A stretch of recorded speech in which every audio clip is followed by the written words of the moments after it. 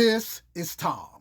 Tom's a pretty rich guy. On top of being rich, he's also a big game hunter. A hunter that has already bagged and tagged some of the biggest animals on his bucket list. But unfortunately, now he's bored out of his damn mind. So, what's his next step? Well, exactly what does a rich, big game hunter do when they're bored? He decides to invite a bunch of carefully selected people up to his high-tech fortress that he calls a home, because he's convinced that one of those people is going to give him the hunt of a lifetime. Because good old Tom believes, one of our guests is a werewolf, I know it.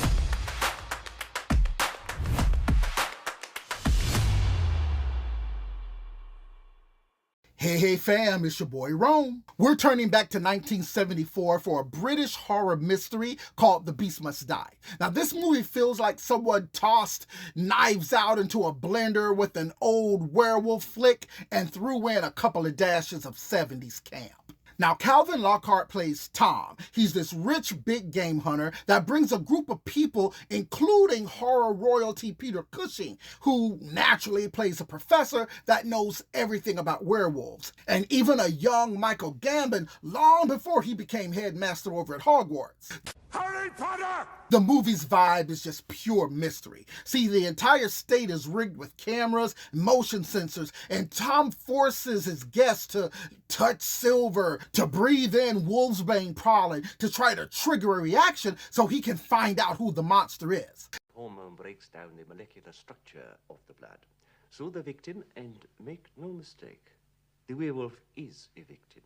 It's a slow burn whodunit where everybody is a suspect and the tension just keeps building and building up. Now, the standout thing in this movie was what they call the Werewolf Break. See, right before the big reveal at the end, the movie just literally stops and a clock appears on the screen and starts counting down to 30 seconds. Then the narrator challenges you to look at the clues and guess who the monster is. Now, this was a pretty good gimmick. It changed the whole energy of the film. It turns the viewer from just a watcher into a detective.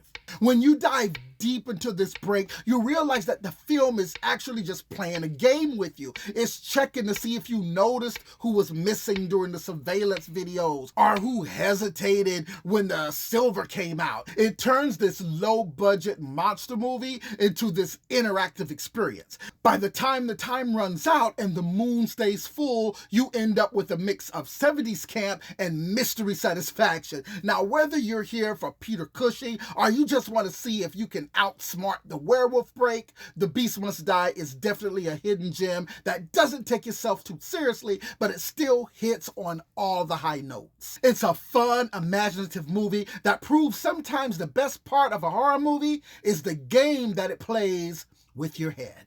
Coming in at 1 hour and 33 minutes, The Beast Must Die is streaming over on Tubi if you'd like to revisit it. Or hey, maybe you already have, but whichever the case, fam, definitely hit me up over in that comment section so we can keep this thing going about this werewolf mystery film, because I would really love to hear your opinion. But as for mine, The Beast Must Die is watch list approved. Harry Potter!